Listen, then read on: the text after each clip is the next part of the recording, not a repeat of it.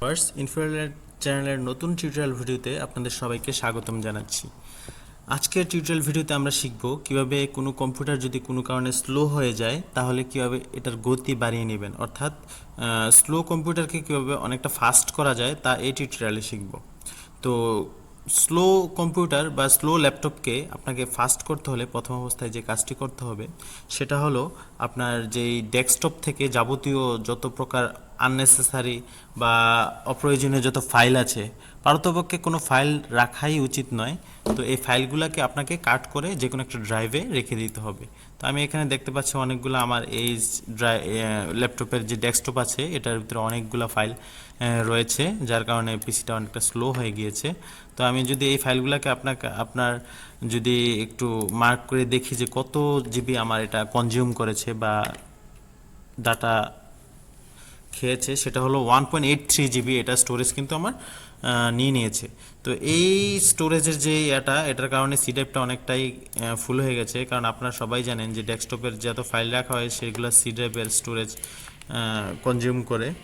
তো এটা আমি এখন কি করব, কাট করে যে কোনো একটা ড্রাইভে নেব। এটাকে কাট করে নিলাম দিস পিসিতে, যে কোনো একটা ড্রাইভ, সাপোজ আমি জি ড্রাইভে এটাকে রাখতেছি।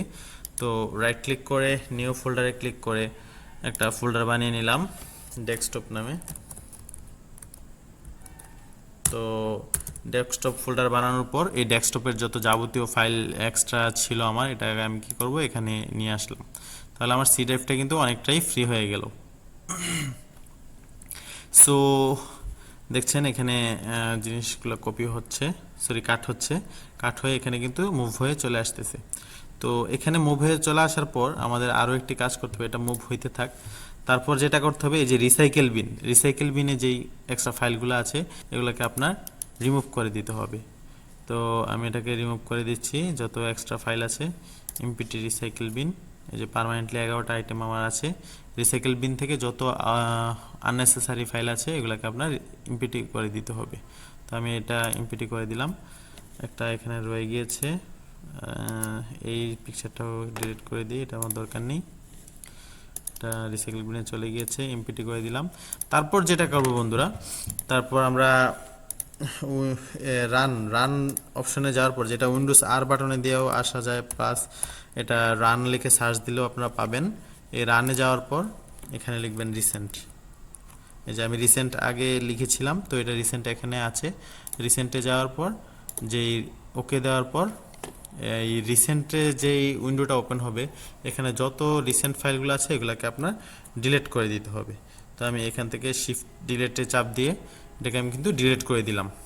তো রিসেন্ট থেকে ডিলিট হয়েছে। তারপর আমরা আবার উইন্ডোজ আর বাটনে ক্লিক করে রিসেন্টের জায়গায় আমরা লিখব টেম্প। যত আমার টেম্পোরারি ফাইল আছে এগুলোকে আমি রিমুভ করে দিব। তারপর ওকে করে দিলাম। তারপর কন্ট্রোল এ দেওয়ার পর শিফট ধরে, মানে পার্মানেন্ট ডিলিট করব, তাই শিফট ধরে ডিলিটে ক্লিক করব। তারপর দেখুন এখানে লেখা আছে are you want to permanently delete this items. তো আমি এসে ক্লিক করলাম। তো কিছু আইটেম আসলে ডিলিট হতে চায় না, সেক্ষেত্রে স্কিপ করে যান। আচ্ছা, দুইটা আইটেম এখানে স্কিপ করছে না, আসলে এগুলো সিস্টেম ফাইল, তো এগুলা ডিলিট হচ্ছে না। তো এই দুইটা থাক আপাতত, সমস্যা নেই। তারপর আবার যাব আমরা উইন্ডোজ আর বাটনে। তারপর প্রথমে দিব একটা %, তারপর লাস্টে দেব আরেকটা %। দেওয়ার পর আমরা ওকে করে দেব। ওকে করে দিলে দেখছেন এখানে আরও কিছু টেম্পোরারি ফাইল ওপেন হয়েছে। এটা আমরা কন্ট্রোল এতে ক্লিক করব। আবার same process, shift delete click করার মাধ্যমে আমরা এই ফাইলগুলো ডিলিট করে দেব। দেখুন ডিলিট হচ্ছে। তো এখানে দেখছেন প্রায় 2-2.5 জিবির মতো ফাইল কিন্তু এখানে আমার ছিল, যেটা আমার সি ড্রাইভের স্টোরেজ কনজিউম করেছে। তো আমরা এগুলা সব ডিলিট করে দিলাম।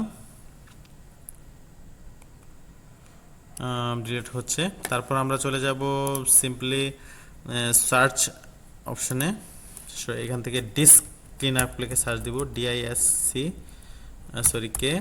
Clean up. এই ডিস্ক ক্লিন আপ দেখুন অলরেডি চলে এসেছে। তো এই ডিস্ক ক্লিন আপে যাওয়ার পর আমরা এখান থেকে সি ড্রাইভে যত এক্সট্রা, এই যে ডিস্ক ক্লিন আপে যাওয়ার পর সি ড্রাইভে যত আননেসেসারি টেম্পোরারি ফাইল আছে এখানেও কিন্তু ডিলিট করা যায়। তো আমরা ওকে ক্লিক করলে যত সফটওয়্যারের বিভিন্ন টেম্পোরারি ফাইলগুলো এখানে শো করবে। এটা একটু সময় লাগে ওপেন হতে।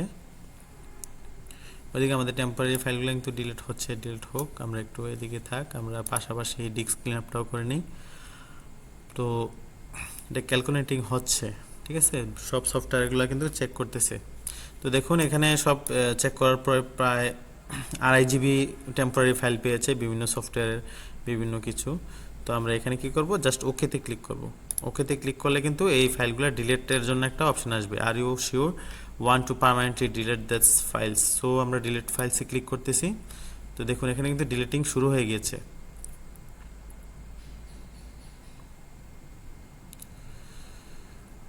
ডিলিটিং কিন্তু আমার শুরু হয়ে গিয়েছে।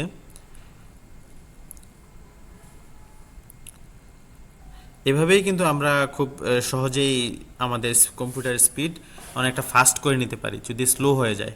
এই জাঙ্ক ফাইলগুলা বা যে আননেসেসারি যে টেম্পোরারি ফাইলগুলা ডিলিট করার মাধ্যমে আমাদের স্পিডকে, কম্পিউটার স্পিডকে অনেক ফাস্ট করে নিতে পারি। তো ভিডিওটি ভালো লাগলে এবং আপনাদের উপকারে আসলে অবশ্যই চ্যানেলটিকে সাবস্ক্রাইব করে পাশের বেল আইকনটি বাজিয়ে দিবেন। সো বন্ধুরা এই পর্যন্তই, টিল দেন ভালো থাকবেন, সুস্থ থাকবেন, আল্লাহ হাফেজ, আসসালামু আলাইকুম।